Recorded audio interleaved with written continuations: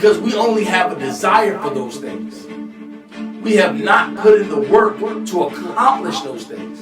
And when you put in the work to accomplish those things, that so-called desire starts turning into a sincere expectation.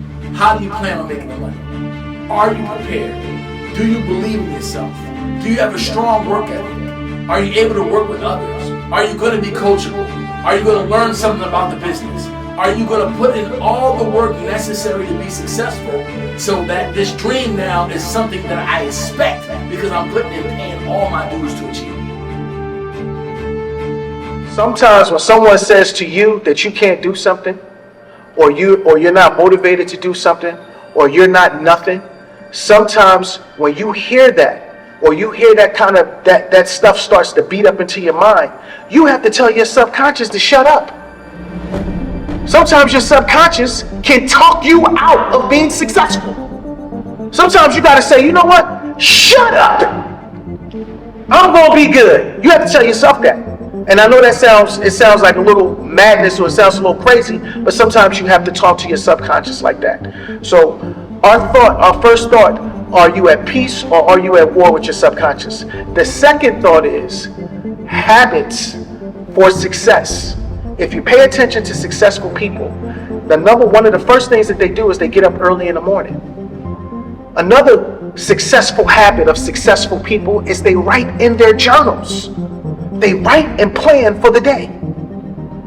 The third habit for successful people is a lot of them work out. A lot of them get up in the morning and go for that nice walk or that nice jog. Why do they do that? So you can have a vision of what your day is going to be like, or you can have a vision of what your next 3 to 4 weeks are going to look like. You can do that while you're working out. It's a form of meditation, and it also helps you stay healthy. My third thought for the day is, standing is something that they say, that I hear people say all the time, standing on all 10. You ever hear people say that?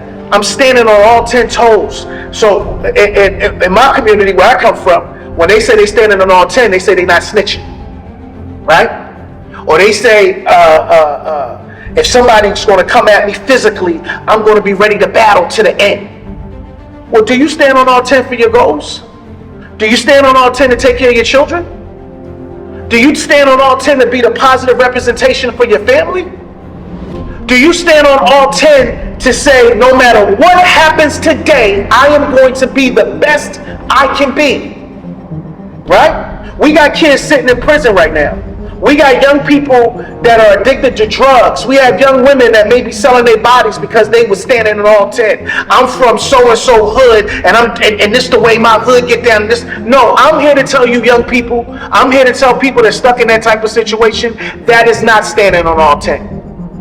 If you're riding down the street with your friend and he doesn't notify you that a gun is in the car, and he jumps out and shoots little Pookie down the street, that is not standing on all 10. What's standing on all 10 is that the gentleman that pulled the gentleman or whoever it is that rolled that window down and shot that person that didn't know, he is supposed to say, get out the car, or if you guys get caught or whatever happens, he's supposed to say, it was my gun, he didn't know anything about it, and let him go. That's what standing on all 10. That's what standing on all 10 means.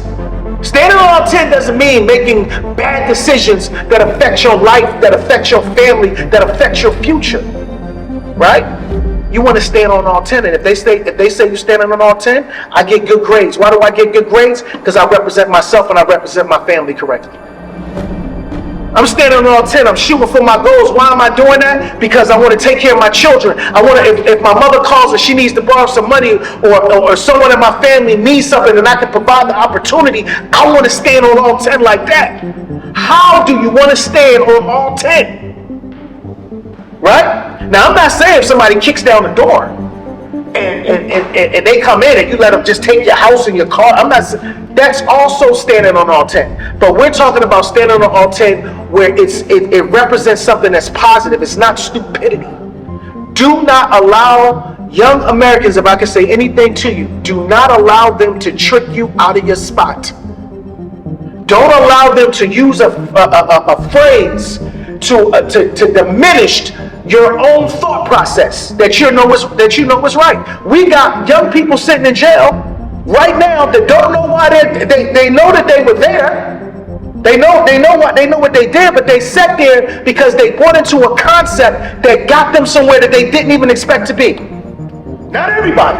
I'm not talking about that. There's some people that they know what they're doing, they're down for what they're doing, that's the choice that they're going to make. But not all young people are sitting and going through some of the things they're going through because that was the decision that they made for themselves.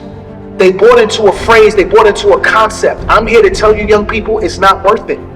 Always stand on all 10 for the principles that represent you correctly. You understand? That's my thought for the day. Think about that and get a bunch, y'all. Oh!